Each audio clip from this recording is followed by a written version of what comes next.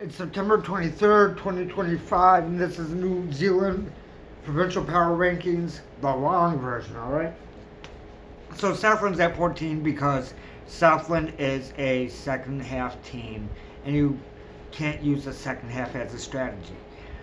I don't hate teams that pick it up in the second half when they have to, when they're clearly being beat in the first, but Southland lets themselves get beat in the first to come back in the second.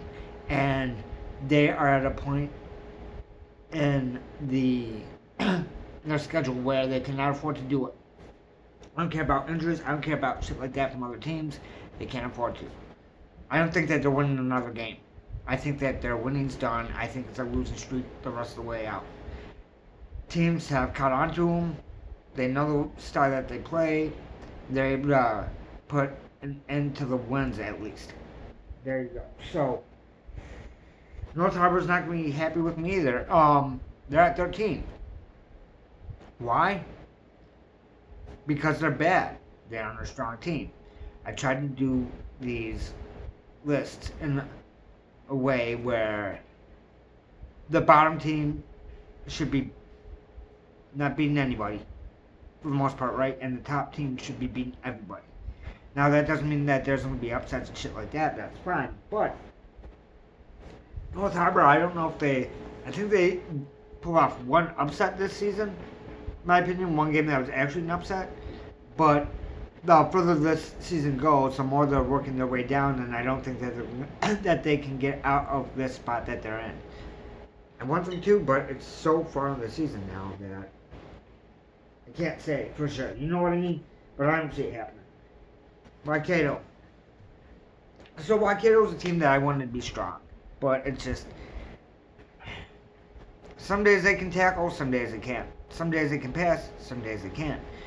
They are not consistent, right? And people can say that's due to the opponents that they have. Harder opponents, easier opponents, all that. But I wish I could say that they were just messing up against, stronger teams. But I can't say that and mean it. You know what I'm saying? So, with that, yeah, they, unfortunately. Here's one that moves up, though, that is better than what I thought. And I thought that they were going to be at the bottom for the rest of the season earlier on. But now Auckland's on the absolute bottom. They're up to number 11. They moved up 3. I mean, that's big for Auckland. And they might move up more if they keep playing well. So they were a team that looked like they couldn't put it together, but they just got longer to get started. Sometimes that does happen. Now, I'm not saying that they're going to be a world beater or anything else, but they're going to be a hell of a lot better than what they looked like even 2 weeks ago. And that's just a fact of the matter. If you don't want to admit that, that's fine. I'll admit it for you all day long.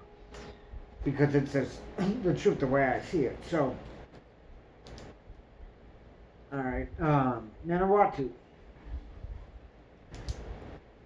at number 10. So, not the worst team by any stretch, but can they beat Southland? Yeah. North Harbour, absolutely. Waikato, yeah. Auckland, for right now, it should be close. But I see Auckland possibly moving up over Manawatu this weekend. Alright? That's just how I see it. And the reason that there's some of this movement is I actually look back at the past few weeks, and some teams are actually beginning or in the middle of winning streaks or losing streaks. And with those streaks, I had to look at, okay, well, who did they lose against? Is it a game that they were expected to lose or expected to win?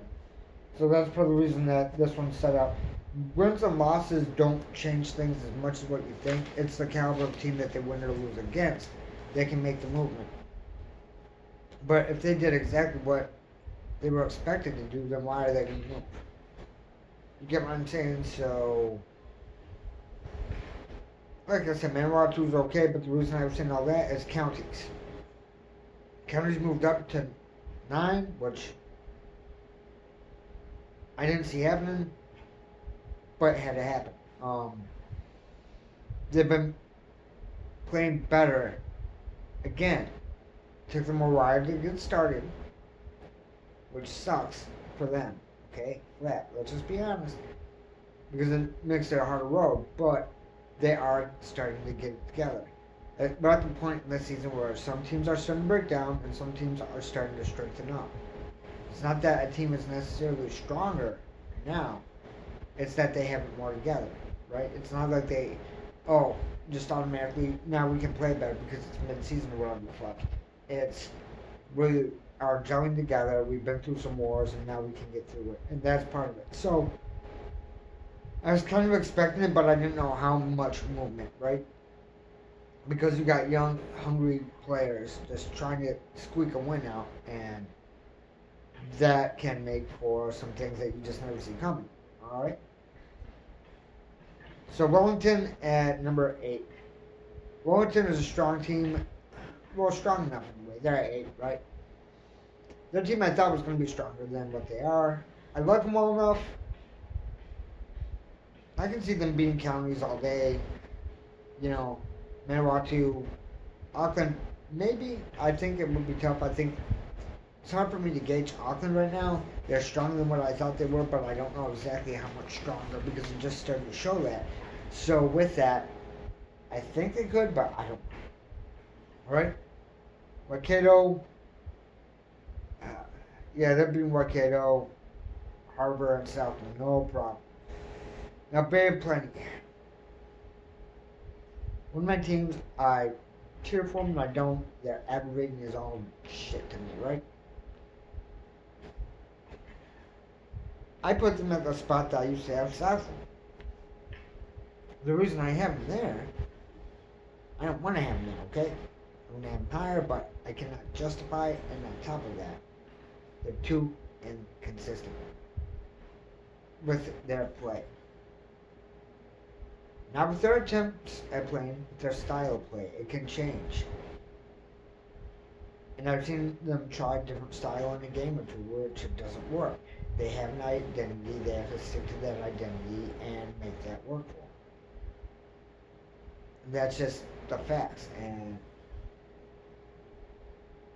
because they don't do that all the time, I cannot put them higher than where they're at.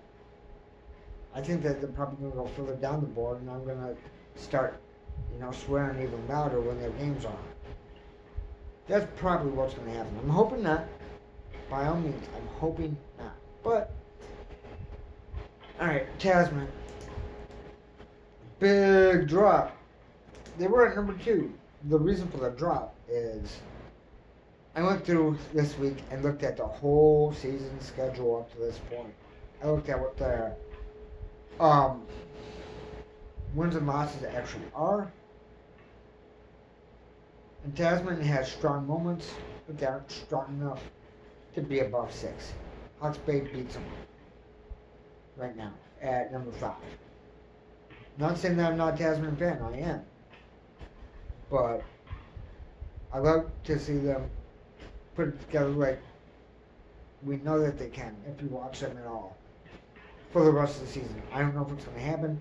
Hawke's Bay, stronger than what I thought, but not as strong as Northland. Hawke's Bay, not the most consistent enough. And games, sometimes they look shaky. I'm just going to say flat out. And that's fine, especially against some of the harder teams, but you can't be looking shaky on a real consistent basis. Now, I know sometimes it's player changes, shit like that does it. So every team does it, and there is a little bit of leniency from me on that, because I get that, but hopefully you understand where I'm coming from. Northland at number 4, because they will grind you down. That's it. They'll grind you down from the beginning to the end. They aren't a first half team. They're not a second half team. They play, grind down, and score. That's what they do. They're a tough ass fucking team. Taranaki, yep. That should be pretty much all I have to say. Taranaki, strong, number 3. Can't see them moving lower. They aren't world beaters, but they're really damn good, and they're a strong team. Again, I looked through the whole season shit, so. And I thought that, okay, well, I'm going to have to move some of these around. No, the only one I had to move from the top four was Tasman. Then I put Northland up in the four spot. You know what I'm saying? Because they dropped. Other teams moved up. They had to. So Otago, which would have been number 3, is number 2. Tanaki's number 3.